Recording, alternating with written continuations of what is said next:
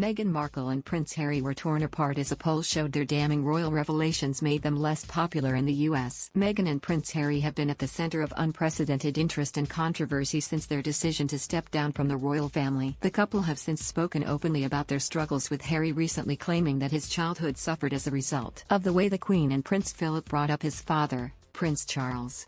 The Sussexes reserved their most explosive claims for a tell-all interview with US TV legend Oprah Winfrey in March. But rather than an outpouring of sympathy, this led to a slump in their popularity on the other side of the pond.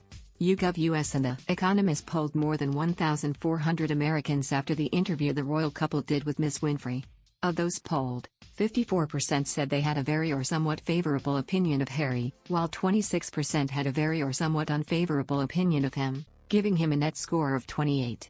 By contrast, the poll showed that 48% had a very or somewhat favorable opinion of Meghan, and 33% had a very or somewhat unfavorable opinion of her, giving her a net score of 15. These figures represented a slump of more than 10 points each. Just a few weeks before the interview that aired on CBS in the US and ITV in the UK, Harry had a net rating of 39 while Meghan clocked up a score of 28. The poll, taken between March 13 and 17, showed one of the biggest divides was along voter lines.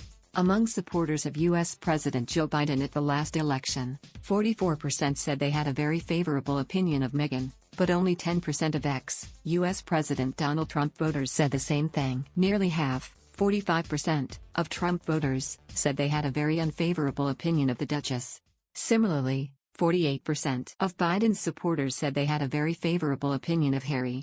A further 32% of Biden voters said they had a somewhat favorable opinion of him. The poll also asked whether people supported the decision by Harry and Meghan to step back from their roles as senior royals, with 61% of people saying they supported them and just 11% opposing the move. However, 31% of respondents said they had no sympathy at all for them stepping back, compared to 17% who said they had a lot of sympathy for the decision. In the sit-down with Ms. Winfrey, Meghan claimed she felt suicidal but was told by the palace that she couldn't seek help. The couple also claimed that an unnamed member of the royal family made racist comments about the color of baby Archie's skin tone. The YouGov US poll points to a clear divide between normal Americans and celebrities, as social media suggested the Sussexes had sparked widespread outrage in the US. Serena Williams, the U.S. tennis star who co-hosted the Duchess baby shower in 2019, said Meghan was a victim of systematic oppression. She said, "Meghan Markle, my selfless friend, lives her life, and leads by example,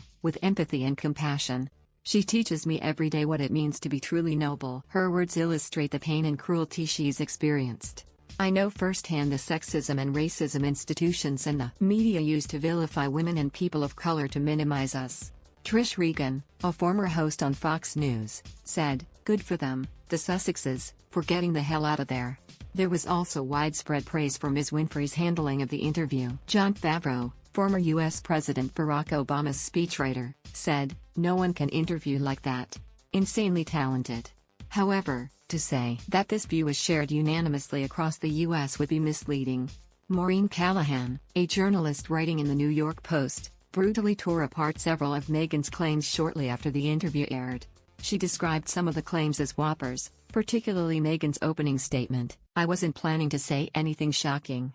Ms. Callahan wrote, "Please. As we all know, Meghan's not that good an actress or a dissembler.